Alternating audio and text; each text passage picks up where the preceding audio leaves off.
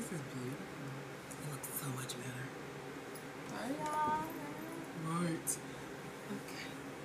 That's good. That's cute. All right.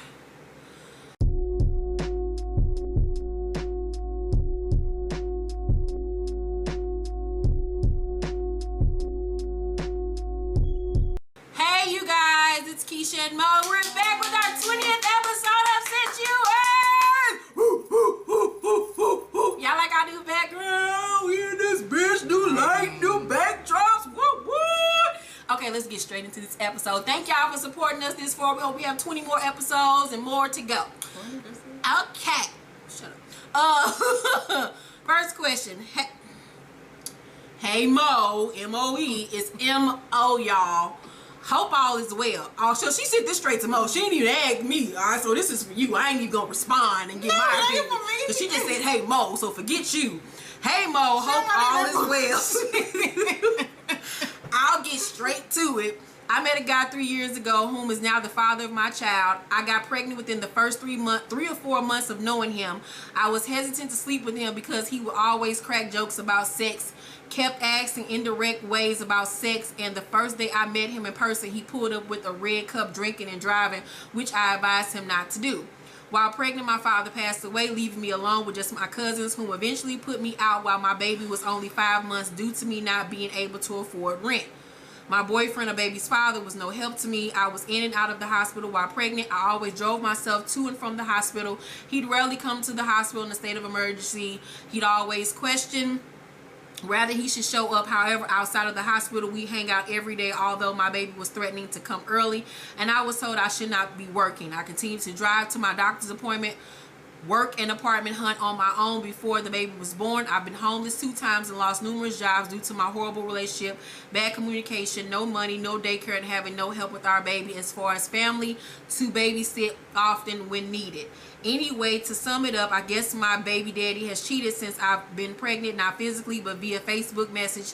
He has had sexual conversations with numerous girls. Even when confronted, he get upset and question why I'm snooping even while I was pregnant. He say it's normal. He's just talking. They ain't serious. Also, his family criticizes me because they believe I'm lazy and dirty because I never offered to wash clothes, and my clothes and dresser crowded their living room in bags. Yeah, wash dishes and my clothes and dresser crowded their living room.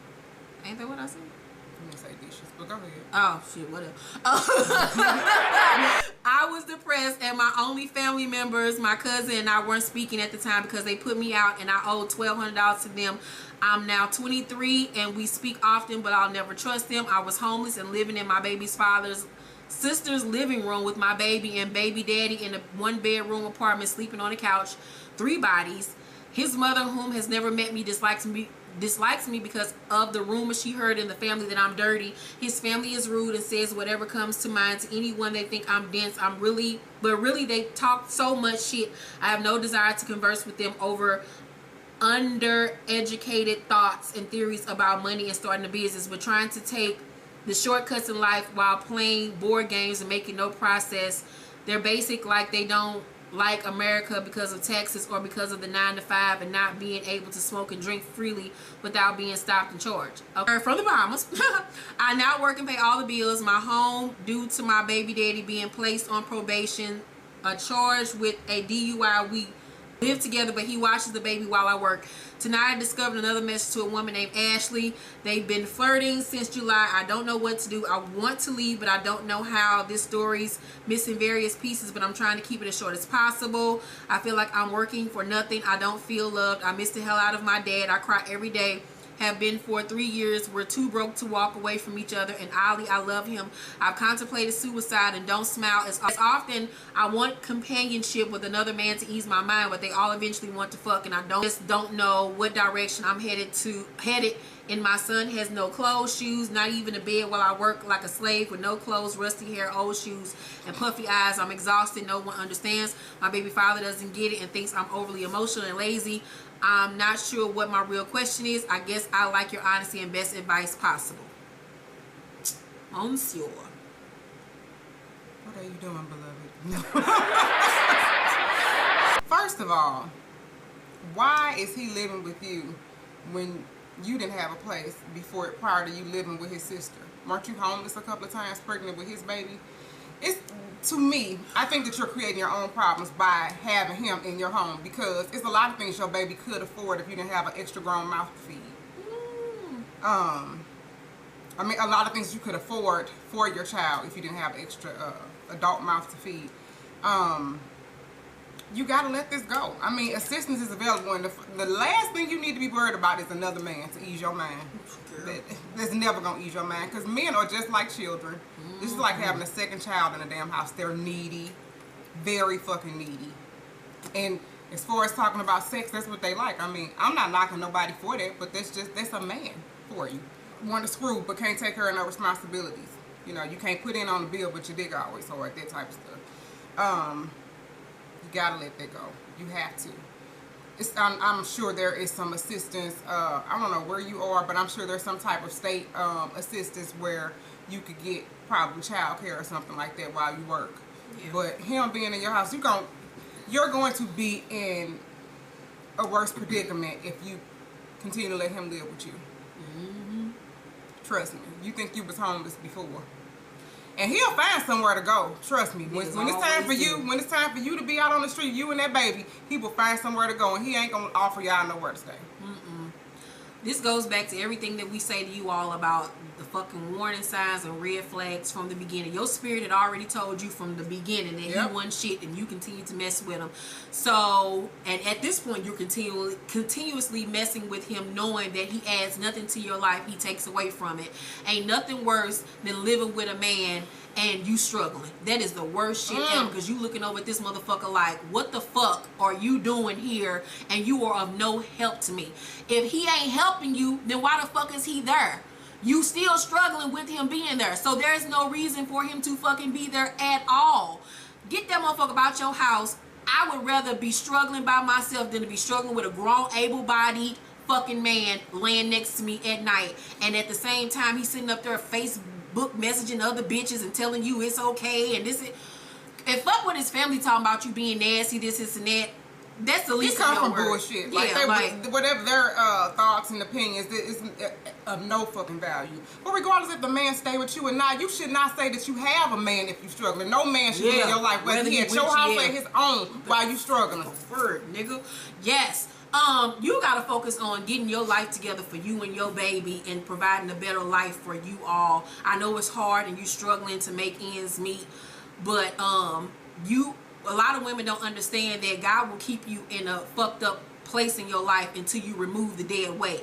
And once you remove that dead weight, you will be surprised at what blessings you were blocking, because he ain't gonna bless you with that negativity being in your life. Once you let that shit go, I'm telling you, you gonna feel like a weight has been lifted up off your shoulders. Like Monique said, seek assistance, any kind of state assistance that you can possibly get. I know there might be some daycares that will help you. Like we've always said, suicide is not the option. You have a child to think of. That is never an option. When you're still mourning the loss of your father, you don't want to add that same kind of strife to your baby's life with nobody to take care of him. You have a son to look where he would end up. Yeah, you have a son to look after. I'm a mother and I do it by myself, and there has been some struggle days over her. And you know what's the funniest part? I struggled the most when I was with that deadbeat ass nigga I was over here fucking with. So remove the dead weight, get your life in order, pray, stay focused, and just continue to work hard and do what you gotta do for yourself. And please send us an update and let us know where you're at with everything. But first and foremost, kick his ass to the curb, my nigga. Immediately. Okay, hey Keisha and Mo, keep me anonymous. I need your help. I'm a 30-year-old woman, newly married with a new baby. Wait, this has nothing to do with my husband or family. It has to do with my work situation. I'm the youngest black female in management at my job. I work in government and I have 2 advanced degrees. I've recently come back to work with my maternity leave, and I'm having issues with the only other black person at my job. He's an older black man who is abrasive, surly, and doesn't do a good job. Surly? You got a good vocabulary. The sad thing is he is overly aggressive towards me, even trying to bully me on several occasions when I was 9 months pregnant. I kept it professional and reported to my boss. My husband was furious, but I told him He doesn't need to fight this old guy. Now that I'm not pregnant, I'm back at work. This old fuckboy still doesn't do his work. His reports are late, and it affects my work as well as another co-worker. I recently met with the old angry black guy, his manager, and my manager with receipts on how he needs to communicate on his work progress. He got defensive in this meeting and attacked my manager, not me. His manager seems to be afraid to reprimand this guy, and my manager is confused on why old angry black hasn't been written up. My manager and I are meeting with the fuckboy manager again without old angry black guy because I'm done working with a grown ass man who makes more money than me but gets away with deflecting, giving excuses, and pointing the finger. He even tried to reason that he has personal issues that he feels are hurting his deadlines, which I feel is an excuse. I'm operating on 4 hours worth of sleep, and communication is key. Check your excuses at the door. He only brought the excuses after his boss was made aware of his fuckery. What would you do if it were me? I'm trying not to make it rain black girl magic all up and through this office, but this old guy is trying it. I'm a young black female professional. I'm postpartum. Those emotions and hormones are cray. Ooh, girl, yes. And I need to not fuck up my reputation over this old washed up motherfucker with over 600 unread emails. Also, he kikis with a white coworker who has called him a nigger behind his back. Even though I don't like him, I read her racist ass like Psalms 100. That's a professional Christian read, y'all, because I heard her call him the N-word. I then reported her to EEOC department. Don't worry, I'm documenting all of this. Yeah, that's it. Monique, this is your life. I don't know nothing about this. I mean, what can you do? I honestly feel like, and I'm going to guess he's getting off because of seniority. You know, sometimes I've worked somewhere like that where there was somebody who had been with the company for close to 30 years, and she was really like messing with our processes. They couldn't figure out why we couldn't get done with anything, and it's because this lady could not let go of the way they used to do stuff 20 years ago. Why they didn't say nothing to her? Seniority. I'm thinking he's feeling some type of way because A, you're in a management position, regardless of I can already tell his Uncle Tom ass really needs to feel like he has a position of authority, and maybe he's struggling with the fact that you're a manager and he's not. You're younger than him and you're a woman. Those are the two issues that he's having. I don't know what to tell you. Keep it cool, keep it classy, keep your job. I know that's not gonna last for too much longer. I'm not sure. They got something up their sleeves. Yeah, they gonna get rid of his ass. They gonna get rid of his ass. I think white people don't like is a motherfucker. A lazy motherfucker. Yeah. Is a nigga that causes problems. They don't like that shit at all. I know you said you document everything, but you have proof that he's the one that's making shit late. Just as long as you keep your name out of the clear. Yeah. And you ain't got nothing to worry about. Trust me, they got something up their sleeve. They just can't tell you about it. Yeah. But let us know what happened. Please send us an update. And congratulations on your baby. And new marriage. I have an update from the young lady that had just had a baby, and she was friends with her high school friends, but after high school they kind of drifted apart. Two of the friends remained friends. She was kind of left on the outskirts wondering why they didn't communicate with her for real. She was mad because one of the friends that was the baby's godmother wasn't really helping and being around, and we told her, you know, you can't be tripping off shit like that. Hopefully y'all come back together, but if not, cut your ties and keep it moving. So she sent us an update and said, hey Keisha and Mo, thanks for advice. It was funny yet very informative and pretty much just what I needed to hear. I actually like this little therapy session we got going on, and I definitely will keep writing to you guys about different situations in my life. Thank you. But LOL, sorry, but I just wanted to clear my name on that part where I talked about my former friend not being around my child. It was never about like material things or her babysitting, because I've never required or really wanted her to like watch my baby or asked her to.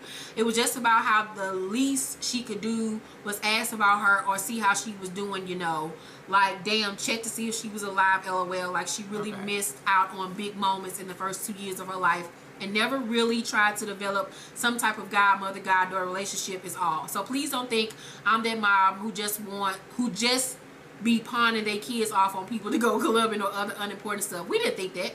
I'm hella strict about who I feel comfortable and who I will let watch her. I'm a true mama bear, LOL. But anyway, the advice was great, and I felt much better after I wrote you guys. But now I feel validated after hearing what you had to say. Thank you. Yeah. You want to say anything? I can understand what you're saying now, as far as she didn't, check on the baby and see how it was doing. There's nothing wrong with a phone call to see how y'all doing. So that I can understand, wouldn't agree with. It's that, and I also understand how she didn't do it. Although she could have. I do see where you're coming from, but that's just your maternal instinct. You got to keep in mind that y'all young.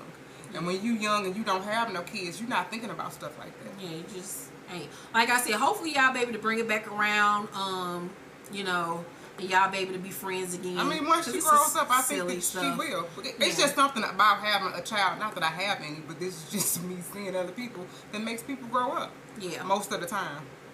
Yeah, so thank you for the update, and like I said, please reach out to us again if you have any other questions. We out here fixing lives, friend. High five. Okay. Hey, Keisha and Bo. First off, I love you guys, and y'all are honest and real. I like to stay anonymous, and I'm sorry this is about to get long. Hopefully, I can make it short without skipping anything. So I was dating this guy. We would call him Josh back in July. Prior to that, he and I have been talking for about 2 to 3 months. Josh is 21 and I'm 19. He and I clicked the day we met. And the first day, it was easy going, and we didn't have to force a conversation or anything like that. We just talked for hours and hours. Now Josh is one of those people who never had a childhood. His parents weren't the greatest, and because of that, he shuts down when he's mad. Oh, that's the worst. He doesn't like putting attention on himself, so he loves everyone else, so no one can see he's hurting. His parents have pretty much told him all his life he isn't shit and has never been shit, and to be honest, that's how he feels about himself, and it breaks my heart because he is a beautiful person inside and out. Every time he was upset or something went down with him and his mom, he wouldn't tell me and he would push me away. 2 weeks after Josh and I were dating, he broke up with me. When I asked him why, he told me he wasn't in a position to be in a relationship and a lot of stuff was going on with his life and he needs to sort his shit out before he and I could be together. That was good. Josh was living with his mom to help her out with his younger brother. I've always tried to ask how things were going at home because I was worried about stuff was happening with he and his mom or something else he hadn't told me. He would always say he didn't want to talk about it, or he wouldn't say anything at all if we hung out. But soon I found out I was right. He and his mom got in an argument, and it apparently had escalated pretty bad because he was never home, and every time I talked to him, he was at his best friend's house. We would call him David. Josh never told me how bad it was, and I had to literally pressure him into telling me what the hell was going on because he got distant and I was confused. He told me he lost his job and he has been trying to find a new one, but it's been hard, and his mom basically gave him less than 60 days to find a job or she would kick him out. His mama ain't shit. At that point, I kind of backed off a little bit because he was stressed and clearly needed space. So time goes on, he occasionally texted me or called me to see how I was, or I would do the same for him. About a couple weeks ago, Josh messaged me on Snapchat and I responded when I woke up, but he never opened it or replied back. A few days go by and still no sign of him. He wasn't on any social media and he wasn't answering his phone when I called him.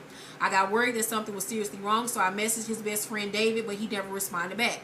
2 weeks go by and still no word from him. So I Googled anything. I looked at the obituaries and arrests that happened in the past 2 weeks. And lo and behold, he was arrested right after he had messaged me that same day.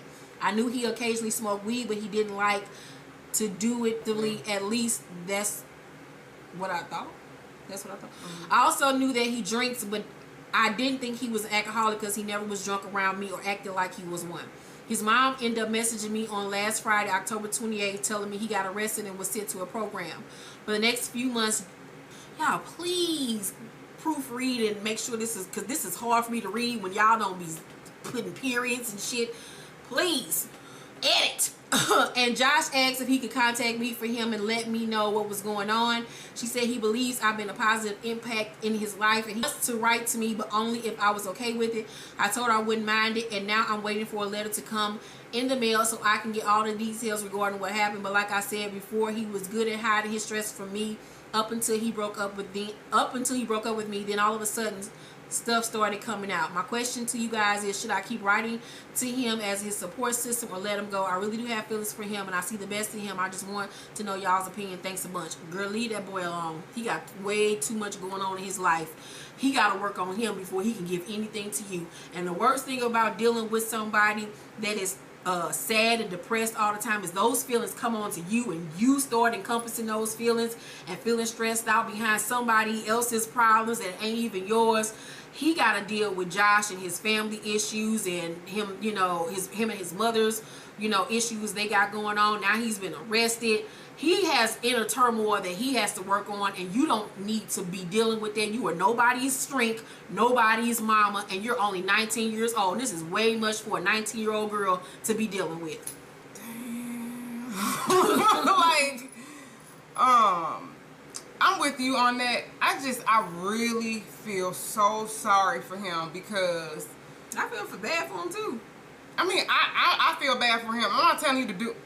I'm against you writing him because you have feelings for him. Yeah. It would be different if you were just his friends or just his friend, or if you were just sending him books or something to read or something like that. But the open communication, because see, right now he'll tell you anything. Now I'm so familiar with the jailhouse talk. He'll tell you anything. I would not write to him, but I just feel so bad for him because I know as black people, we tend to, when our kids, we don't know how to discipline our children. And we get to the point where we talk about them bad, we fight them. I mean, we teach our children that violence is the way. And it just be so much fucked up shit that get a person to this point. He was smoking weed, drinking alcohol. That's all shit to escape his mental because of everything he gone through. And although his parents treated him like shit as he grew up, he still was there for his mama. Yeah.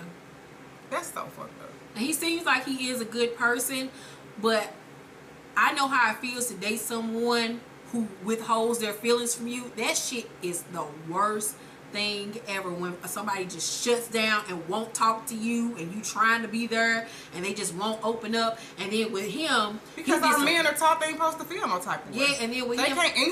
Anytime a man feels some type of way, what do black women? Yo, bitch ass.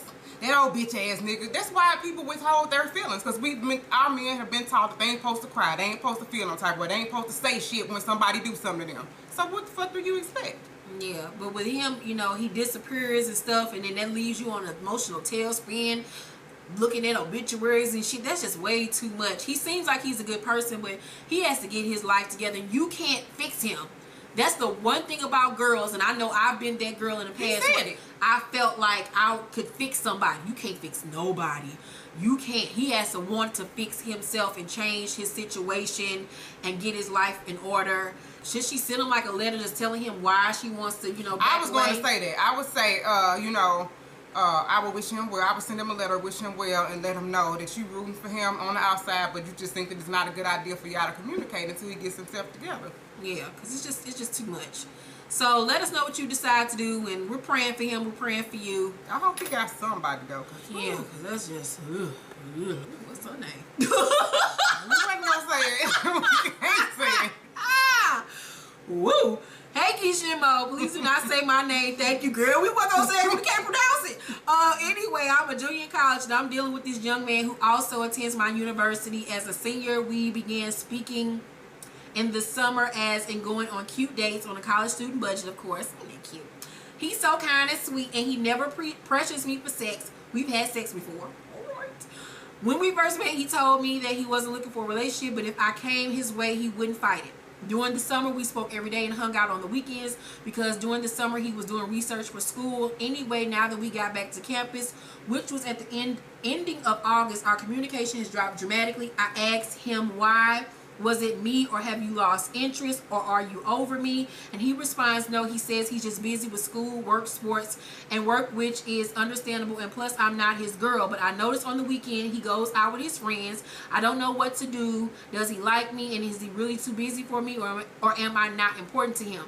Anytime he sees me on campus, he wants to hold a conversation with me and give me a hug as if he misses me, which is confusing me because if you want to hold a conversation with me, then call, nigga, damn. Thank you, Keisha and Mo. He's not that into you. He's just stringing you along and keeping you there for somebody to fuck with when he gets ready. But if a man wants to spend time with you and be around you, he will make you a priority. The fact that he can go out on the weekends with his friends and stuff, and he doesn't call you to do anything, and when he see you, it's like, hey girl, how you doing? I'm just curious. You think he could be pledging? Because you know when people pledge, they can't talk to nobody. The only people you see them around is other people that they pledging with. Yeah, it could be, but it don't seem like it. How you know? He ain't famous. He just don't like her. He could be. Okay, well, what's this? November. We shouldn't play this shit be over. I don't know when to start.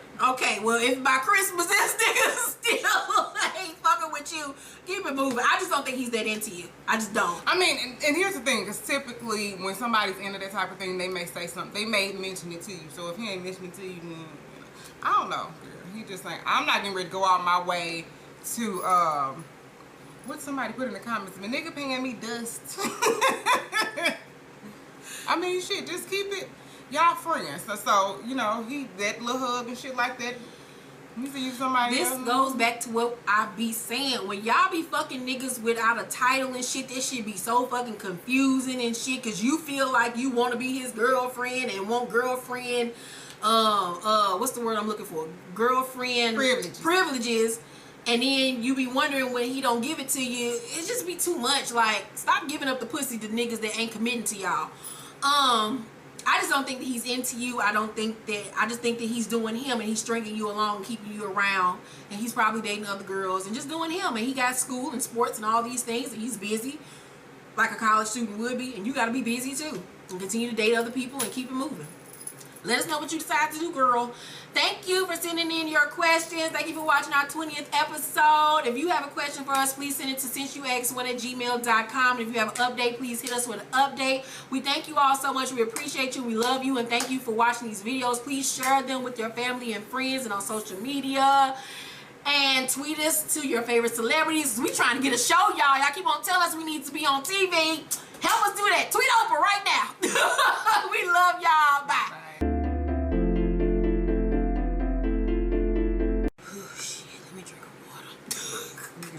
I was like, damn, let's take a break. I'm thirsty. I'm hungry for real. Nigga, I'm starving. You wanna go to Olive Garden?